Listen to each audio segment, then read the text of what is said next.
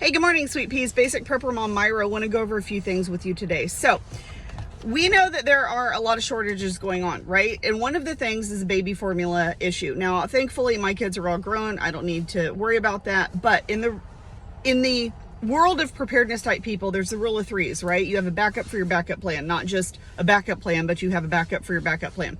If you are feeding formula, then you need to either start stockpiling what you can get as you can get it, if you can get it, or start looking at how to make your own formula and get those ingredients and stockpile those ingredients. But you have to look up formulas that are going to work for you and your baby. And sometimes you have a child who's very sensitive, has a very colicky kind of stomach, so you need to be really careful what you feed them. But research that now, look into that now, and get those ingredients to stockpile to be able to have them on hand. Nothing is worse than thinking that you have no food for your child.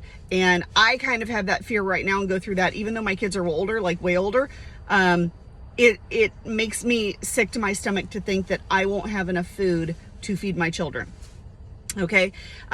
We know that fuel prices are just absolutely through the roof right now, even though this administration has either closed a pipeline or a refinery, I'm not sure which, in Alaska and one other state.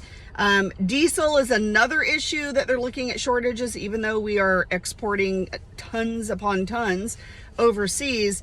And a lot of people are actually really happy about that because they think, well, this will push the U.S. to go green. This will make sure that we go green. Well, the problem with that is that the U.S. is not 100% able to go green. We do not have the technology, nor do we have the infrastructure to be able to go green right here. So if there is a diesel crisis, shortage, price, whatever, that means that trucks and trains can no longer function, which means that they're not able to deliver the supplies to fill the shelves in the stores and the restaurants, and ultimately the consumer, us, we end up suffering. So I would say right now, finalize your plans. You know, we've been hearing during the whole lockdown situation, they were saying, well, you know, you might want to get a week's supply. Make sure that you have a week's supply of products on hand for you and your family. Well, then it kind of got pushed out. Well, 2 to 3 weeks would be a really good idea. Now I've heard, you know, kind of this progression of 3 to 6 months of supply, and there are some preparedness type people who are actually saying that you need to have 1 year to 2 years of supplies built up for your family.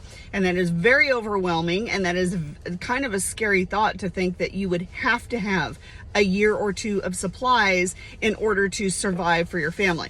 But definitely look at your 3 to 6 month supply. Now is the time to really finalize things up. Go through your inventory, go through your stock, whatever it is, medication, food, water, and miscellaneous supplies, and make sure that you guys can survive for 3 to 6 months on what you have. If you can't, go ahead and start really supplementing that as much as you can. Prices are going to continue to go up, and unfortunately, even I think that when you can find food or supplies, the cost is going to be so incredibly high that families are going to have a really hard time even buying stuff to provide to their families. So I think hyperinflation is definitely going to be a real thing. I also think the housing market is going to crash. I think by this fall, it will definitely, that housing bubble will definitely kind of peak and fall. But you know, that's actually not even a concern at this point. The concern would be to make sure that you have the supplies that you need to survive for you and your family. So take this time, finalize your plans. Start really researching and looking into things. Make sure you have your binders with all your papers in there for any kind of grid down type situation that you need. Make sure that you've got your cooking sources that are down pat, that you've got the ability and a way to make sure to cook your food. Make sure that you have the ability to generate any power that you might need, or stock up on batteries. Make sure that you have batteries for at least a light source. I actually heard this on another preparedness type person. She actually suggested this, and I absolutely adore her. And she suggested, when it's dark, go outside in the dark and look around your house. Look around your property, look around your house. Look at places that people can be easily hidden, points of entry that are pretty weak, that are leaving you more vulnerable. But go outside at night and really look around and say, okay, this is what needs improvement. We need to add a light source over here. We need to add more fortification to this door or this window. Oh yeah, we definitely need to make sure not to store things in this area because it's like pitch dark and it's easy for people to get access to and not be able to see them. So I thought that was a really good idea. I'm actually going to try that myself. I'm actually going to do that.